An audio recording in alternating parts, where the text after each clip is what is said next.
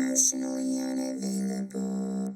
Welcome to Emotionally Unavailable, the podcast where we dive deep into the world of emotional availability and intimacy. I'm your host, Melissa Hepner, and I can't tell you how excited I am to have you join me on this journey of self-discovery and connection. Whether you're navigating the complexities of relationships or exploring your own emotional landscape, this podcast is here to inspire, empower, and entertain. So get cozy and let's explore the depths of human emotions together. Hi guys, happy Monday. I hope everyone's doing well. I'm doing really well. I'm in a really good place and just happy, grateful, love, love, love. Today's guest is Lizzie Aurora. She is a relationship expert and a communication coach. And oh my gosh, I fucking love her. Her energy is palpable. Like she is giving. She's a Gemini, so we love a Gemini around here. But damn, she's sparkly and shiny. That's her energy. She's just fucking shining so bright. Like, oh, I'm so happy to have connected with her. And she's really, really, really, really good at what she does.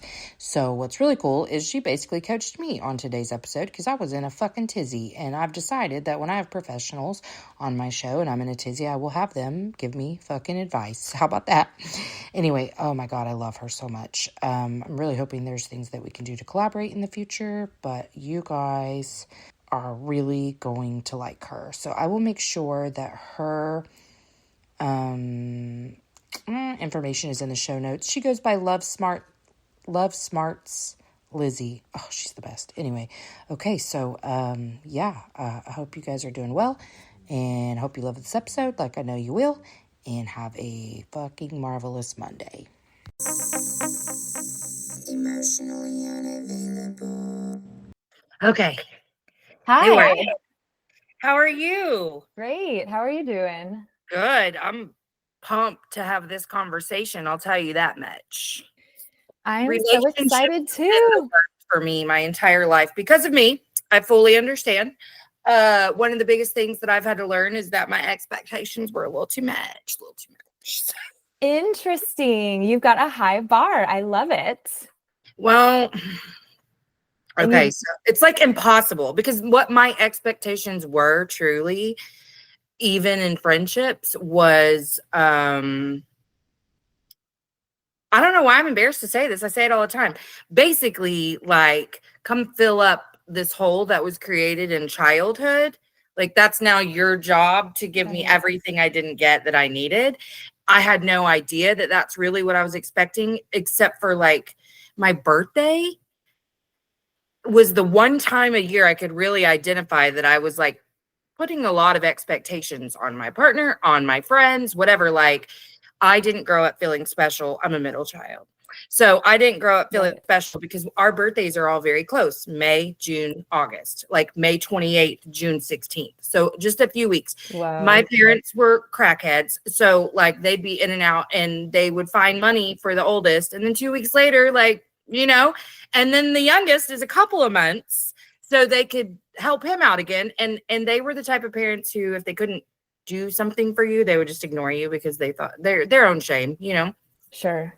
I'm telling you so much about myself in the first 2 minutes. But anyway, so I definitely was like, oh, like, I'm not special. No one ever chooses me. I'm on the peripheral, blah, blah, blah. But on my birthday, like, let the light shine. But like, it couldn't be bright enough. You know what I mean?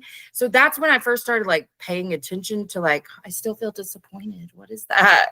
And realizing like, okay, honey, you're loving in the way that you want to be loved, but you're not telling anyone that you need to be loved like this.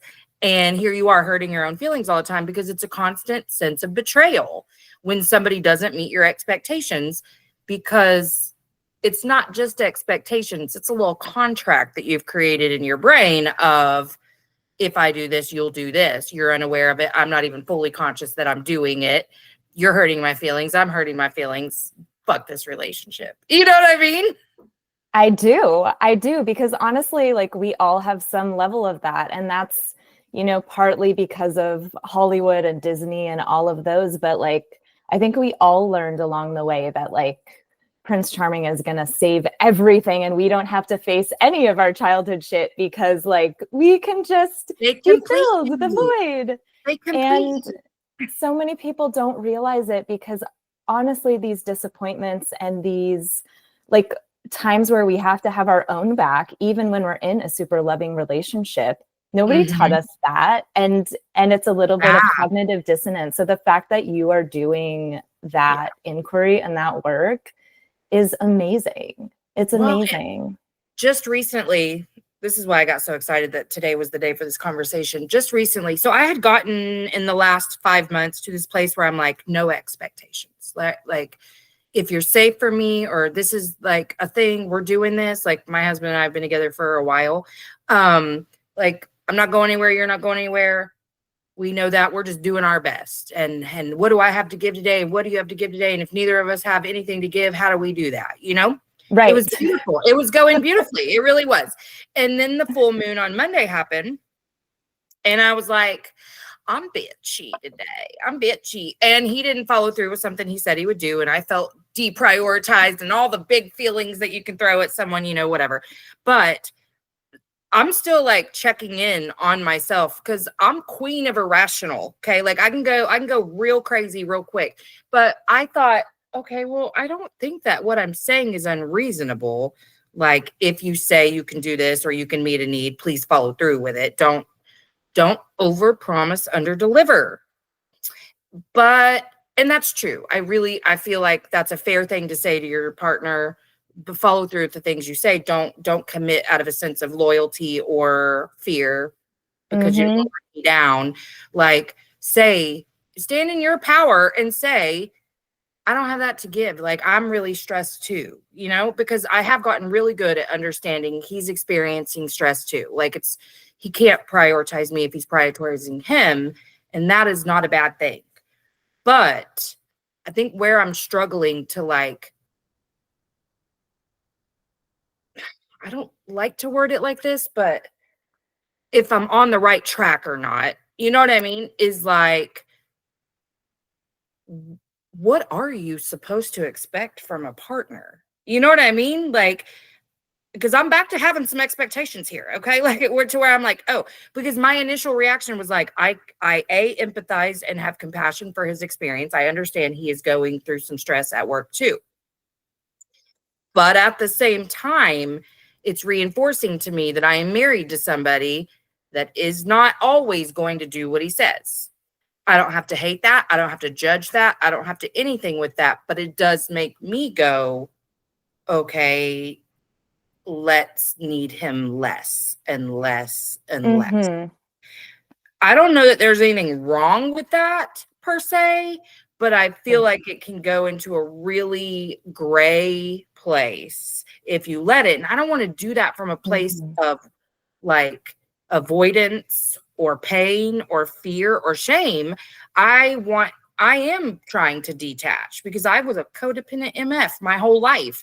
So like, I don't have the greatest attachment or skills for working through that. I mean, I have skills, but you know what I'm saying? Like, it's just it's been a really long road to independence versus codependence, even inside of a marriage. So I'm like, are you supposed to, should I detach? You know what I mean? Like, I'm like, I think I know what you mean. Yeah, it's such a juicy question. And I love that you're thinking about it. And side note, I'm a middle child and a Gemini too. Like, how do you think I got into this work? You get it. I do. And I was gonna say recovering theater kid, but I'm a perpetual theater kid. Like, yes, as we all are. I see you. I love you. And the reason, so you're asking this question that I'm almost thinking about as like, you know, when you're patting your head and rubbing your belly at the same time, you're trying to do these two things at once. Yes. You're trying to be allowed to want something from somebody that you've forged a partnership with, but you're also trying to allow yourself to be resilient and okay with whatever happens. And like, those are both such important elements of a relationship. And I also love the way that you've almost done the emotional version of an elimination diet where you're like, okay, let's detox from expectations. We'll go a month. We'll do the whole 30. And then we'll introduce like True. like what am I allowed to want? I think this Yes, is but such- you're saying it so beautifully. And that's the thing is, I feel shame to use the word allowed. Do you know what I'm saying? yeah, I do. Because I know if you're hearing me from a different way, it sounds really fucked up to be like, am I allowed? I'm asking, is it healthy? Is it safe? Is it productive? You know what I mean? So yes, but Yeah. under the umbrella of allowed. But I hate to say it because you know what happens if you talk to people who don't know what you're talking about.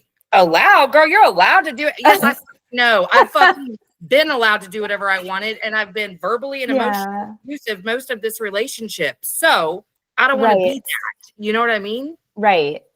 You have like, you want real feedback. Like, it's not about being allowed. It's about, honey, what happens to you when I ask you for this? And when I keep advocating for it, when I don't get it, like you're almost asking cause and effect, because you don't want a relationship where you're just like able to do whatever you want and bulldoze everybody. And like, that's not fun for you either. No, the experience I had when that was the energy I lived in, I wasn't happy. I wasn't at peace. I wasn't joyful. You know, that was all a triggered response. Yeah. We want boundaries from him too. And I heard you say loud and clear, like, even if I'm asking you something in the moment, I might be bummed if you're like, sweetie, I can't do that this week, but you know, let's come back to it. I love you. We have such a fear of disappointing our partners, or even like our neighbor 3 doors down who invites us to their kid's birthday party. Yeah. We're like, oh, I will get back to you. But like, we have this fear of saying no in the moment. But have you seen, so Brene Brown, Our Lady Brene Brown has this amazing talk called The Anatomy of Trust. And it's on Oprah. And she uses this acronym, BRAVING, all of the elements that add to our trust jar. Like, she describes trust as this like big jar of marbles. You can put things in and you sometimes like some of the marbles spill out. Yeah. But when you're asking this question about like, he gave me a commitment and then he didn't follow through, that does take a few marbles out of the trust jar, but like, you don't need to divorce him. He hasn't completely, like, trust is not a binary thing. Right. And so what you're talking about is like, what do you do when there's an instance where my trust balance, now I'm using mixed metaphors. Welcome to my world. You. Yeah. Hey, I'm following along so closely. I mean, yeah, no. And that's the thing is like, it's all about repair. Kind of just answered my own question in my brain, because I think what I'm doing, I hate being vulnerable, but that's what this is all about. Okay. I think what I'm doing is I'm rejecting before I can receive further rejection by being like, I'm just not going to fucking put any trust in you. I don't need you. So I'm not going to trust you. Like, we don't need to have all that. Like, you do you, I do me. And when we can, you know, do things in this conjoined environment. And I don't think that's altogether wrong. I really don't. In fact, I really do strive to have that type of relationship on like, you know what I mean? Like, that's where I'm moving towards, really, is that we just support each other. You know, like, that's to me the type of partnership I'm looking for, where it's like, you're at the end of the day, you have my back, I have yours. You're fucking cheering for me louder than anyone on this earth, you know, and I have that. But he's going through his own shit and it's impacting me. And I'm like, well, you know, my Leo moon ass has a hard time hearing more about your perspective than mine. Because I'm like, I understand it's impacting you too. It's somehow worse for me than it is for you. Yeah, I get that. And I think as like, we're relational beings. And so I think the way that especially women are socialized, like, so much of our identity is in all of our relationships, not just romantic relationships, but like, well, that's how we define, like, the piece of us in each of those relationships become this whole being. That is the way that we look at ourselves, is like, who am I with them? That's one piece. I'll put that on the arm. Who am I there? And it becomes this puzzle of like the identity that we create. And what's really scary about that is I talk a lot on here about women being socialized to connect via shit talking, complaining. And I think it's not exclusive to women, but in terms of friendship, that's the way we get along. We talk shit and we complain. So if that is so much part of your identity, The damn. martyr competition. Absolutely. Absolutely. And I never like engaged too much in the martyrdom, but I would about my spouse. Like I have it the worst because on the outside it's this, but he actually lets me down on the daily. And that was true because of what I was asking of him. So I am trying to not ask of him to complete me, to fix me, or even to a little bit I am, but I'm trying not to, kind of like be my little bitch, like if it stresses me out, do it for me. That's truly this, that's all that this is like, I'm feeling overwhelmed and I need you to take this. And then it doesn't happen. And I'm like, what's the lesson here? Right. And I'm imagining like when you were having those like birthday ranges of months, if you were to say to your parents, like, I understand money's tight, but I felt so sad when I didn't get the gift. That would not have gone over well. And so you learned very early on. Yeah, I did one time with my dad. I called to say, That's brother, amazing. like you don't have money, that's fine. Like I just want to talk to you on my birthday. But I had to call his mother's house. He lived near his mom. And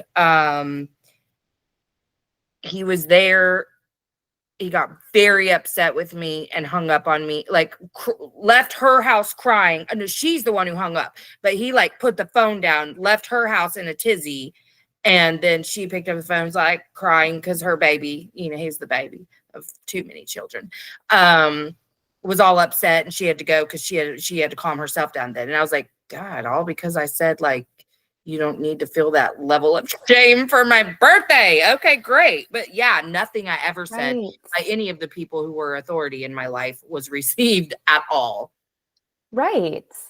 So like, it's never been shown to you that you can have this conversation with somebody who probably wouldn't react that way. Although maybe he would, because we do tend to choose the people who help us. I've learned this one. This one I've picked up on real good, just with the amount of bullshit in my life. And then like dissecting why did I attract this? And I'm like, oh God, you are all fucking emotionally unavailable, just like me. Like when I finally got there to where I was like, you really are just a reflection of who I am. That's when I realized we're exactly alike. It just looks a little different on the outside. Oh, I love it. Yeah. I'm like, oh, I hate you because you're just like me. Great. But it seems like you have a lot of really amazing specificity around the things that you do want, even if you don't always communicate them. I see that. And the thing that I would encourage you to do is to even do that about the conversations themselves. Like, hey, I want to have a conversation about what happened with this commitment. I'm not trying to shame you. I want you to hear me. Are you open to doing that right now, or should we do it later? We're not going to solve the problem. We're just going to do the understanding arm, to use your language. Right. Yeah.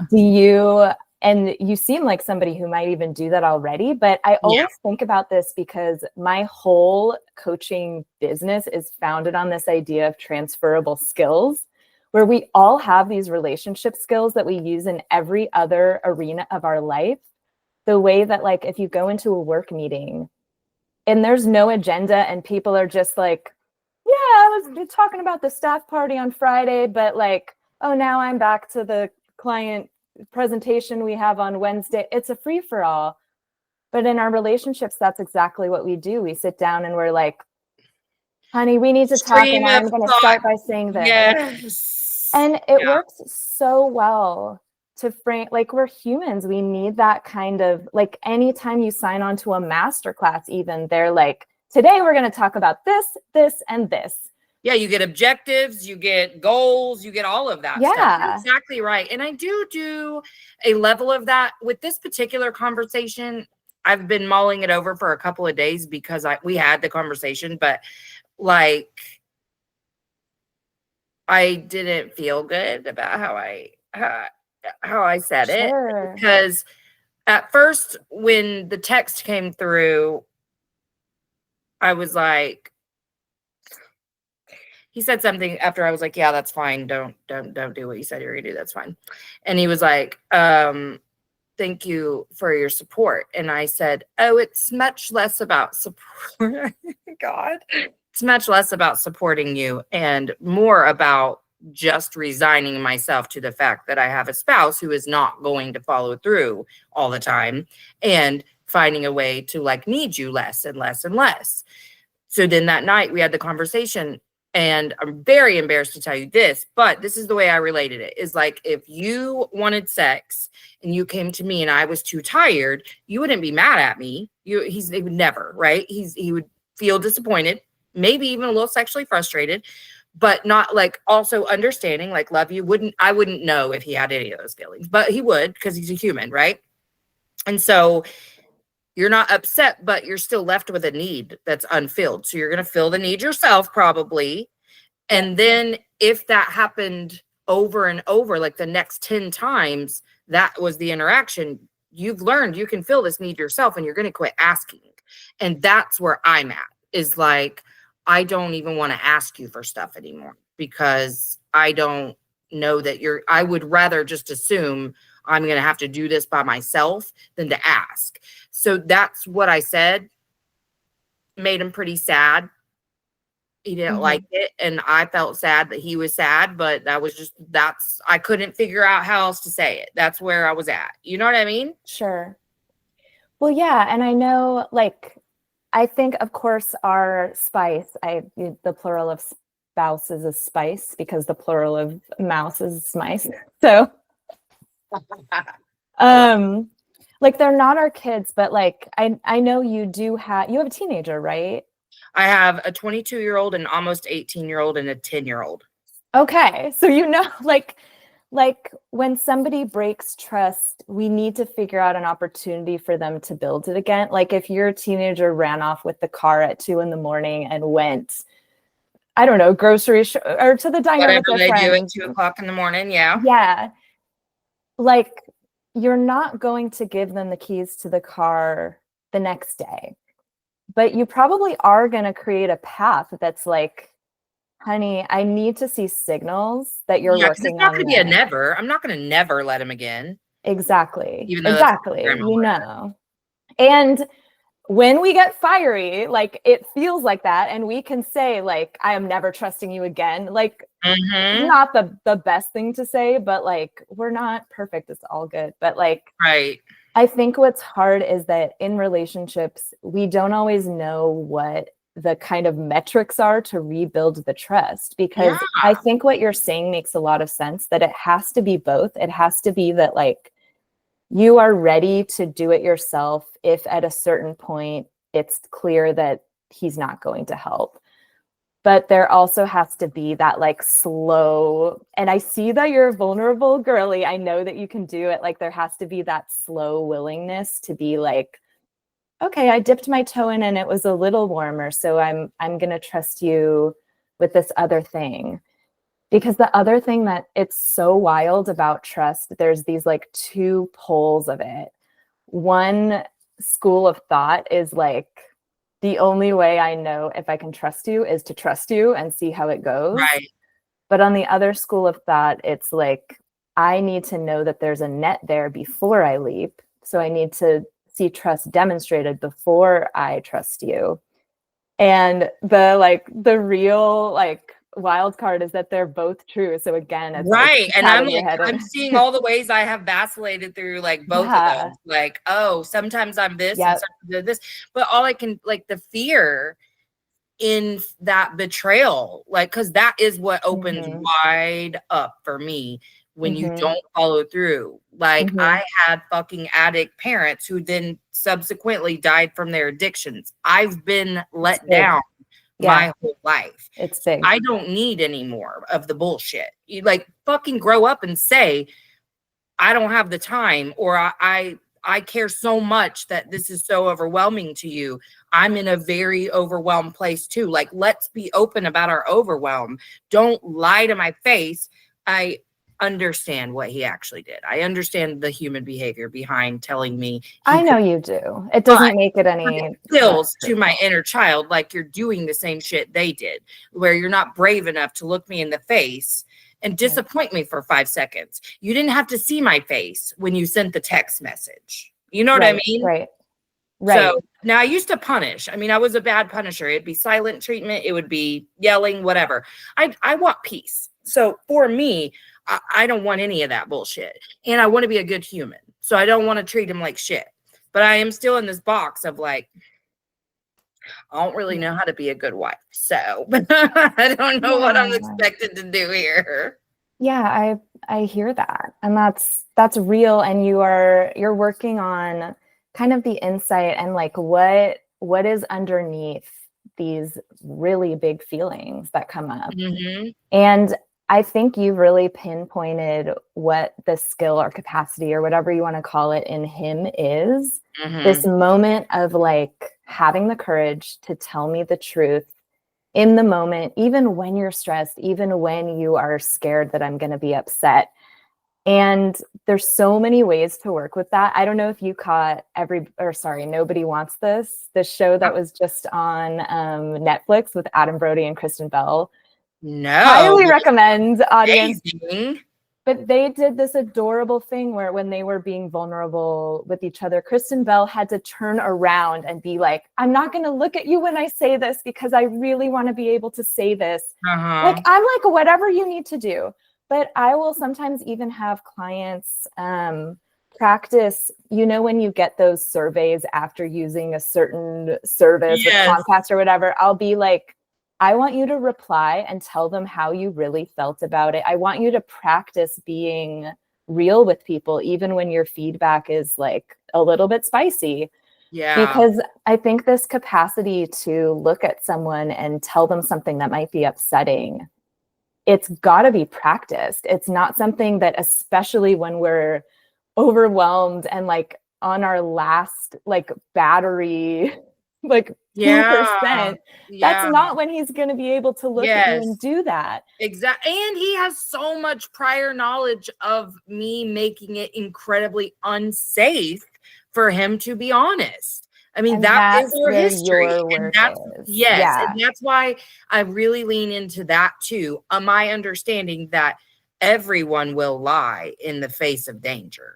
If it's going to save you, you're going to lie. And I don't think that makes you a bad person. I think it makes you a very afraid person. I've actually been teaching my daughter and her friends that, because 10-year-old girls are drama queens. And, they'll be like, well, so-and-so lied. And I'm like, well, why do you think that somebody would lie like that?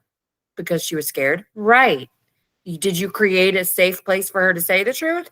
And I know that I haven't. And he doesn't have enough trust in me yet to be that level of honest. I get that that's my responsibility. So he's an oldest child of 5, raised in a very Mormon household. So lots of stuff there. And he was very responsible for those 4 other children. Very, very responsible for those children. And he's just like your classic dismissive avoidant. Very classic. And I don't like when people think it's cute to use avoidant terms just because like you're marketing to somebody who wants their ex back. Like, we're all avoidant. We are all avoidant. We run the range avoidant. And for him, once I started to truly understand that we are the exact same person, it's easier for me to say, well, what am I afraid of? If I'm him right now, what am I afraid of? And it's easy. Like, yes, I was a screamer and I was mean and like shaming him. I mean, I don't do any of those things anymore, but his body still feels every ounce of all the wrath I've ever given him for disappointing me. You know what I mean? So yeah, I do know I've played a huge part in it, and that he would be much more trusting of my responses if we'd had enough opportunity. Since I've been on this healing space, like there just hasn't been a lot of opportunity for either of us, honestly, to practice, because I just continue to be like, I do know so much of the practice. I have to be so careful because I do want to need people less. I really do. And I don't know how healthy that desire is.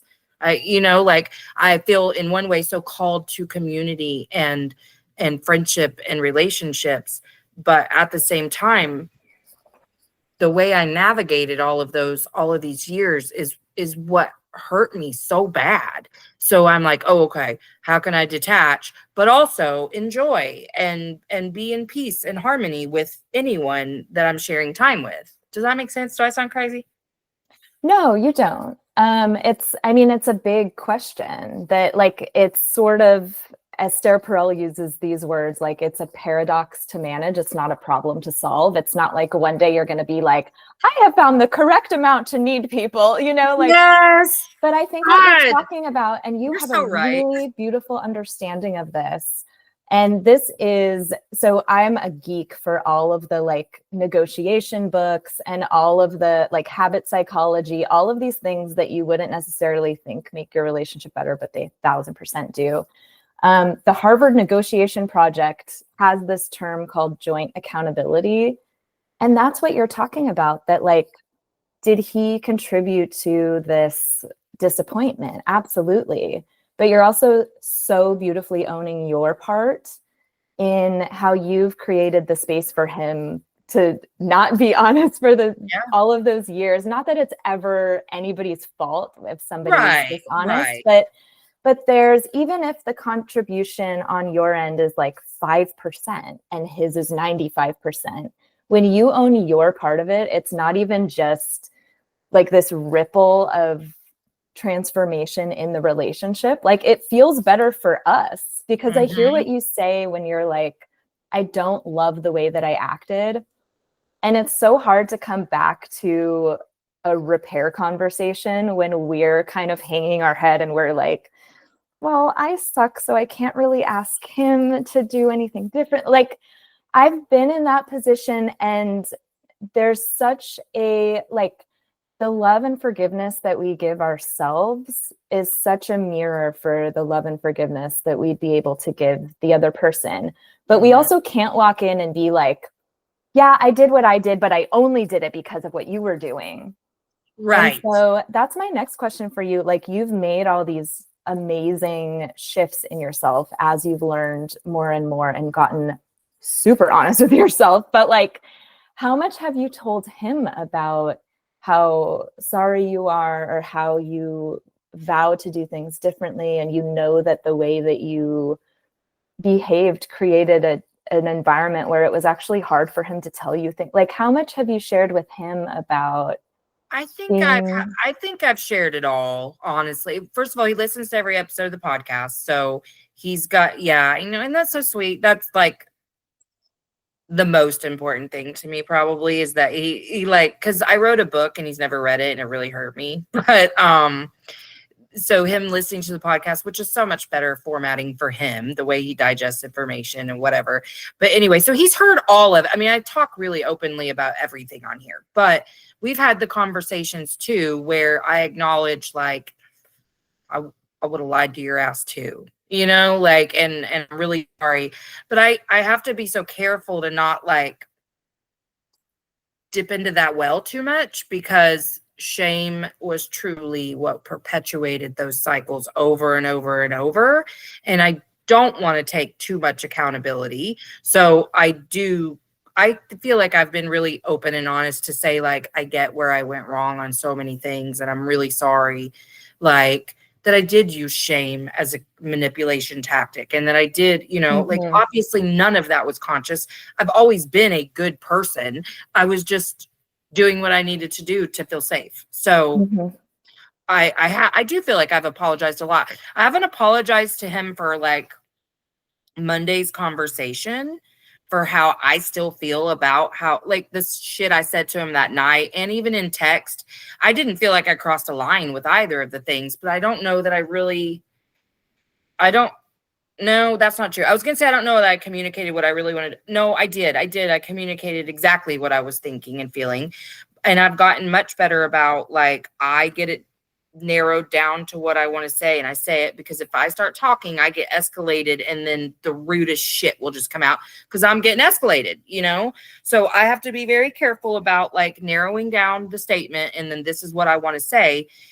And all day I was like, how do I say this in a respectful way? How do I say this without causing hurt? How do I say this in a way that I'm accountable also?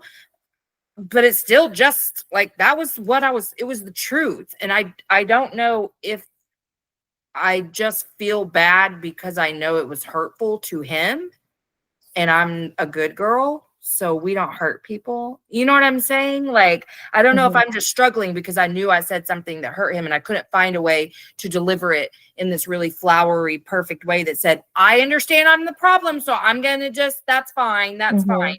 Which I do a lot. I do still sometimes minimalize my shit or trivialize it or dismiss it. Because the truth of the matter is, I'd really rather be able to resolve every ounce of it in my brain than to have to go have conflict resolution with another person. Yeah. Yeah. I think the same thing that makes conflict hard is the same thing that makes leaning on people hard. Because, like, if you're doing it by yourself, you're good. If you're delegating it, you're good. It's that, like, group project energy. Yes. And we all have group project trauma because we really do. Why? Like, I was going to say, why do they do that to us? But I know exactly why. It's because life is such a group project. And I think the part of the group project that you're talking about is when you've slayed it, like you've, worked through dinner and you've done like everything about France. You're like, oh, I've got the population. And stupid Jeremy, like, he was supposed to do the part about Italy, but he decided to go play basketball with his friends, which is fine, but he also didn't do his part of the group project.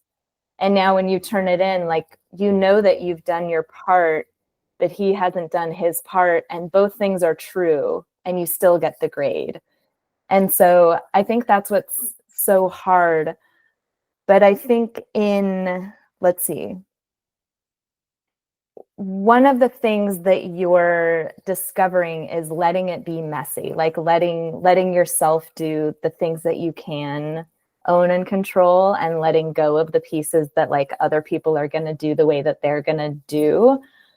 But I think you're also maybe coming in with this idea that, like, if I say it the perfect way, if I magically, like, create this situation where I've discovered the key, then that's going to open our world for us. But the truth is, like, when we're honest, it does sometimes hurt other people. And then we sit with them and we're like, I know that's hard to hear. I still stand by it. And we have so much heart and so much love in our boundaries that it just becomes, it's not escalated. It's just like, yeah, this is still what I need.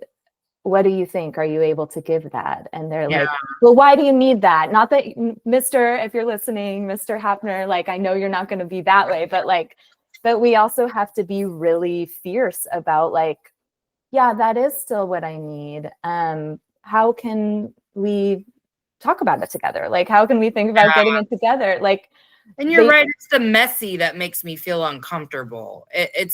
Because, and I talk about this a lot too, like how I used to only write when I needed to have a conversation with someone or I wanted to express something, because I could make it fucking perfect.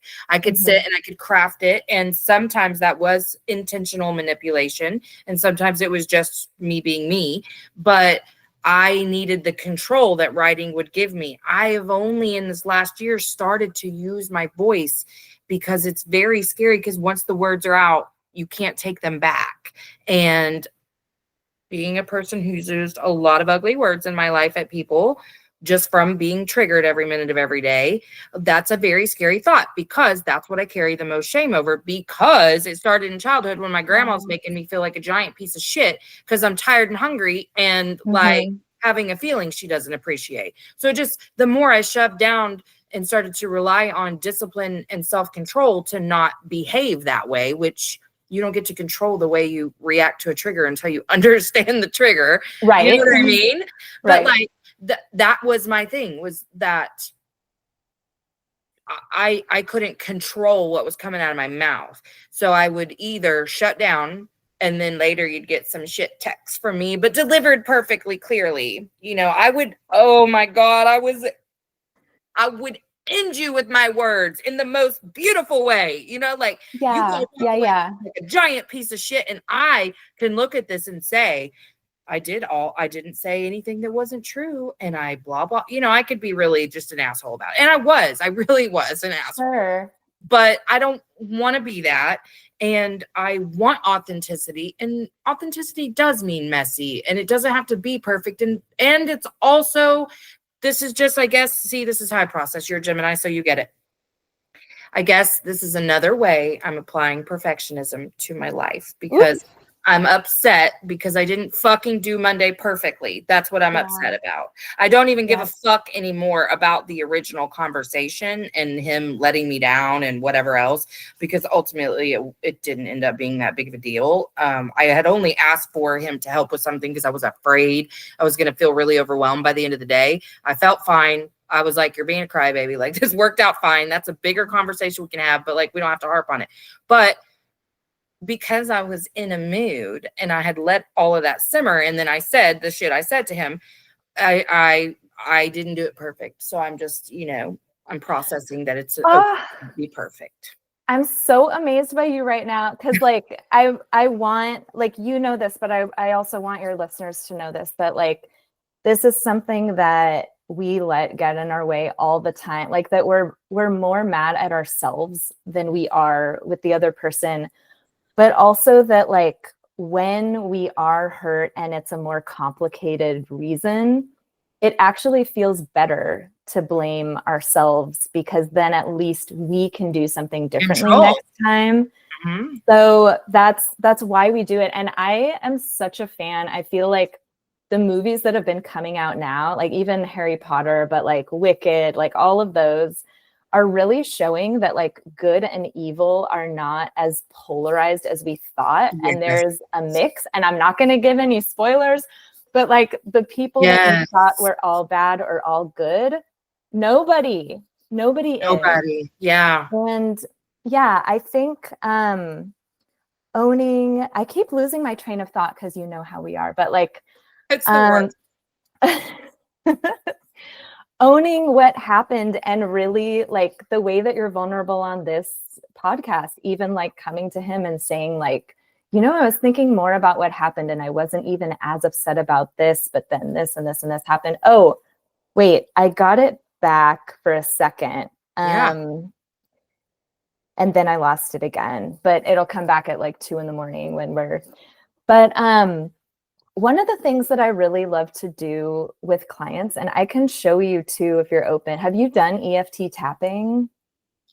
A little, not a ton. What did you think of it? I love it. Yeah. It's so just, I'm kind of just now, I want to develop more practices. Like I'm starting a foundation of habits that lead to like both emotional and spiritual practices, because I feel like that is one way that I really need to like lock in to live this intentional life that I'm trying to live. So why I'm telling you that is because I feel like that's one of the things that introducing into my morning routine would be really good that I haven't done. Okay, cool. Yeah, I literally, sometimes I just like state facts and I see what happens in my body. And I know this is a podcast, so we can like tell your listeners what we're doing. I can even clip it. I mean, because I don't post like the full video like on YouTube, but I've been getting better about uploading some clips. Oh, amazing. Yeah, because with EFT, like if you're listening, what you're doing is you're creating percussive movement on different points on your body. They're acupressure points, and you're knocking this fluid around in your vascular system. And that's going to relax your body and make you more excited for different possibilities. Yeah, I'm so excited. I compare it to shower thoughts, because you know when you've been grinding on an issue, you're at your computer, you're doing this, and you can't figure it out. And then the second you get in the shower and you sort of relax, you're not thinking about it, and you let your unconscious find the solution. And it always does. And that's what the somatic part of EFT tapping does. But then we're also talking actively about the problem or the issue or how we want things to be. So we're pairing, like it's like a Bluetooth pairing of Yeah. the relaxation with the like memory of the issue. And I love it so much because I always use this example when like, you know, when you're driving to yoga and you're like, oh my God, get out of my way. I'm on my way to yoga. There's so much traffic. And you know, like once you get into the class, you're going to be like, no, yeah. okay. But you can't bring the yoga into the moment when you need it the most. And this is like my mission with like, because I think even as we reflect on these conversations with our partner where we got really triggered and we look back, we're like, I see exactly what fucking happened. I get it now. Why didn't I see that then? And why couldn't I just say perfectly like, oh, honey, XYZ. Yes. And it's because we're not integrating like we have the experience of being triggered or we have the experience of being relaxed and reflective, but the tapping kind of marries Brings both. them together. Yeah. Oh my God. And speaking of shower thoughts, I just remembered what I was going to say a few minutes ago for real. So my relationship membership, I just had this amazing idea for it because in any other area of our life where we have like progress toward our goals, like, you know, those running apps where you're like, oh, I did 3 miles and everyone's like, yay, like, cheer, like explosion emoji. We have these metrics for goals, but what you're talking about in a relationship where like maybe in the past you would have sent like the sassiest text with like a bunch of like not even just emojis, but It that would have been Bitmoji text because it would have just been a stream wall of consciousness into the phone. Yep. Oh my God. And now we have voice to text, so it can be Baby, even. yes. So, cussing them out.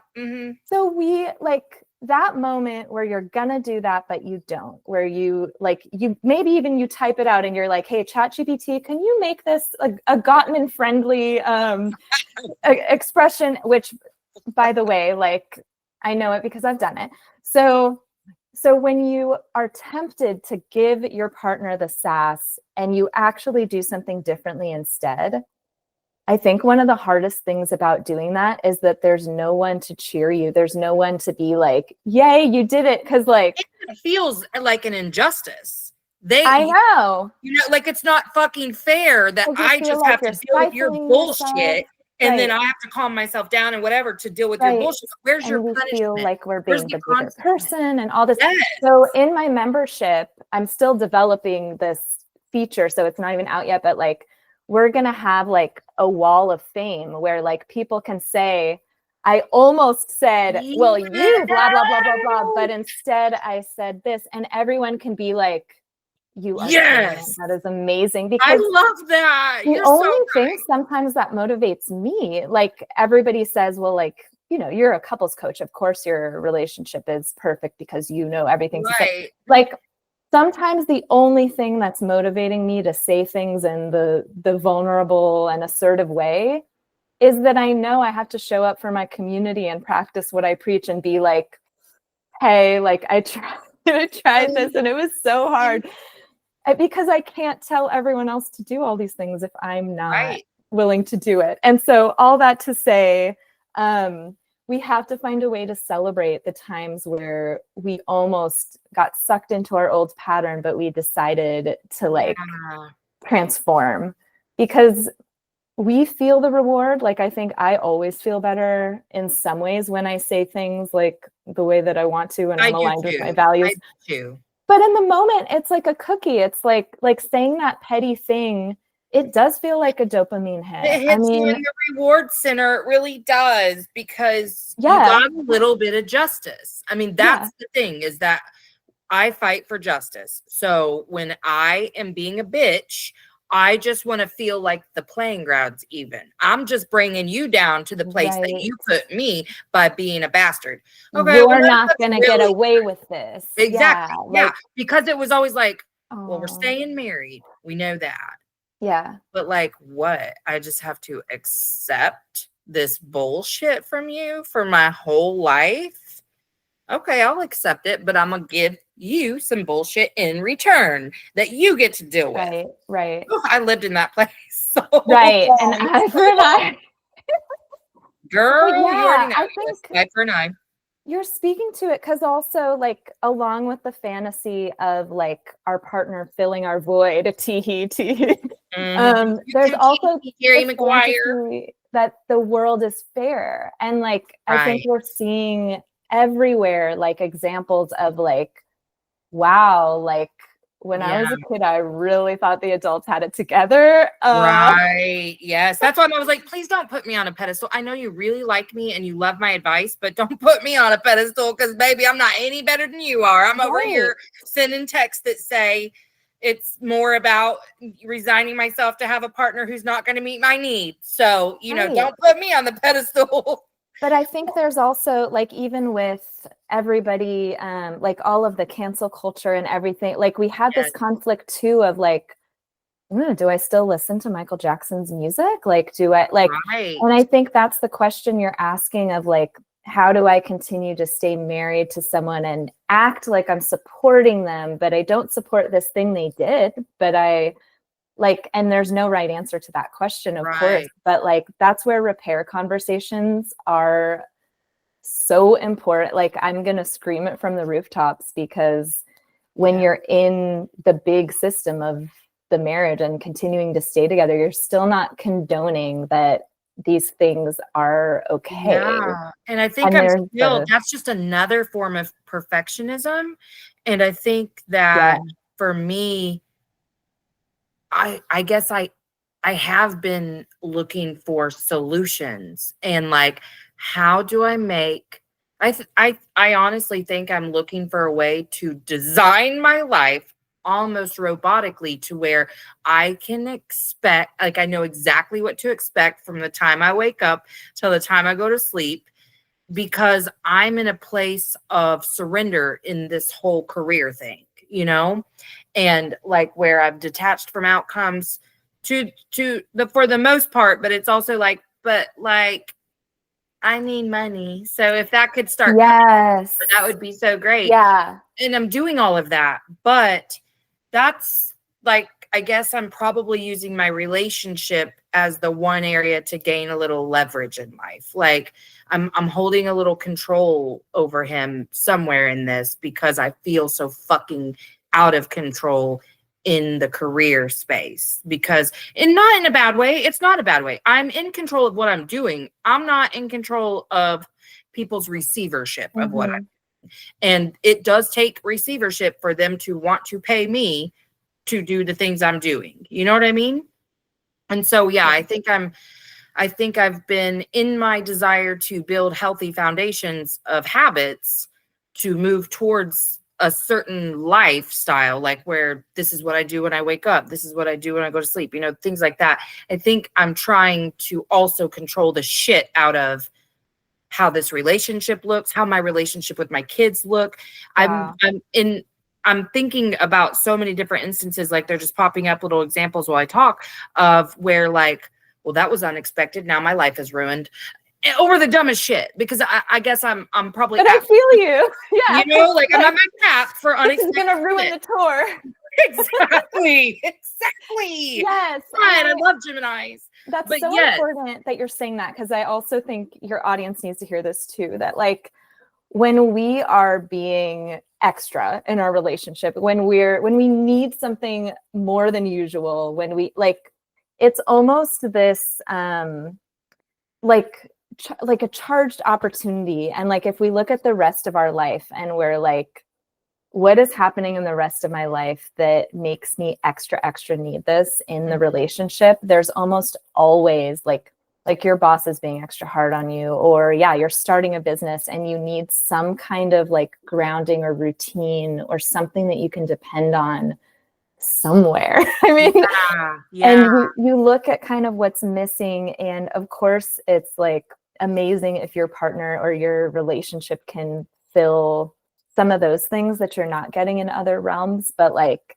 ultimately, there's also a game of Tetris that you can play around like, okay, how do I redistribute this? But so practices, I mean, let's run through a quick EFT tapping. Do you have do you have to go at the hour? I have to have get a off at few noon. minutes. Yeah, I have a client. Okay, perfect. So let's do a quickie. Okay. So we'll start on the top of the head. We're just gonna like use our fingers to drum on the top of our head. And you'll repeat after me, and we'll just run through it. It's gonna be great. Okay. I know what I want. I know what I want. And I really care about justice. And I really care about justice. And now we're on the side of the temples. And I have the hugest heart. And I have the hugest heart. And now the cheekbones. And sometimes I don't know what to do with that mix. And sometimes I don't know what to do with that mix. Because I can be like a bull in a china shop. Because I can be like a bull in a china shop. And no one really uses china anyway, right? And no one really uses china anyway, right? What is this, the 1950s? What is this, the 1950s? So true. But when I look around at this china shop But when I look around at this china shop that I've charged through, is this wrist? yeah, I'm tapping wrists together. Oh, hello. I have no idea what happened. It just went away. We got too close to the truth, but you get the idea. I know we've got to go soon, so I want to give us time to wrap up because yeah, I think that speaking of grounding and speaking of having like some kind of agency or control or an agenda on the frame of things, I think these are like the little things that give us a sense of like, yes, like I'm kind of punctuating my transitions, you know? So let's just, but how did that feel? It felt good.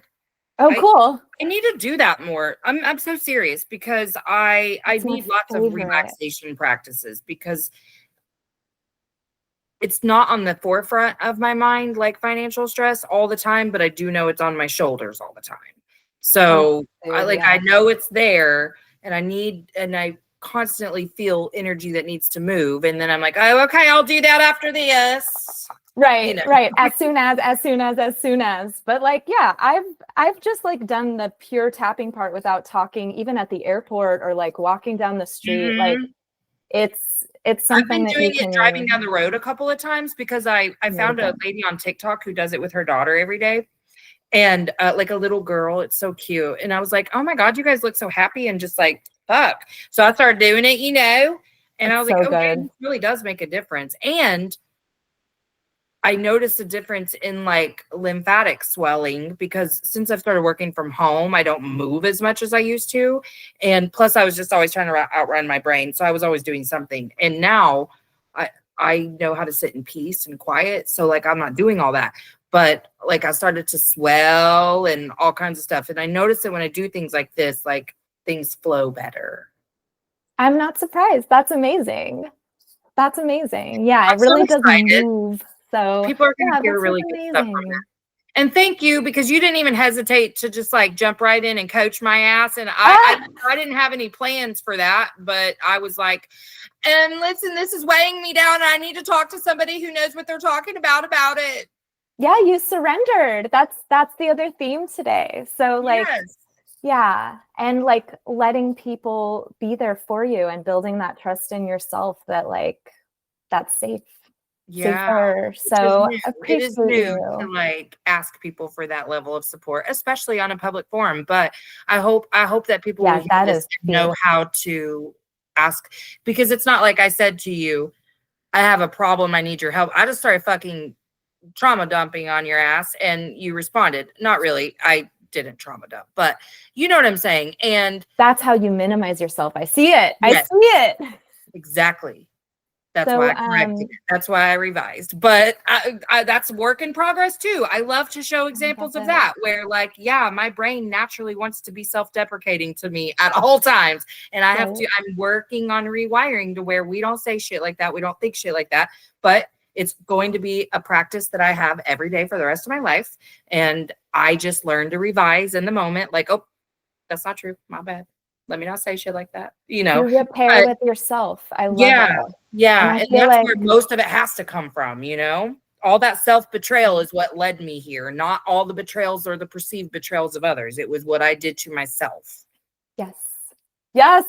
Thank Got you it. so much. Hey, Thank you. I would love to, collaborate in any way, probably have you back on again, whatever. Say the word. Yeah, I'm here. For besties. So, I am here. I would love it. Yeah. Reach out whenever and have a great rest of your day. You too. Thank you so much. Thanks, Melissa. Bye. Emotionally unavailable. Hey, what do you say? Listen, first and foremost, please make sure that you have provided this podcast with a 5-star rating on whichever platform that you are listening. If you want to support the show, please rate, like, and share. Also like, comment, and share on any social media posts that you see from me on Instagram or Facebook or TikTok. Please follow the podcast Facebook, Emotionally Unavailable Podcast. You can shop my fun online store or schedule a one-on-one with me at emotionallyunavailablepodcast.org. I'm offering what I'm calling non-traditional counseling, astrology readings, and tarot readings. And thank you so much for listening to the Emotionally Unavailable Podcast. Emotionally unavailable. Emotionally unavailable. INDEPE and cut.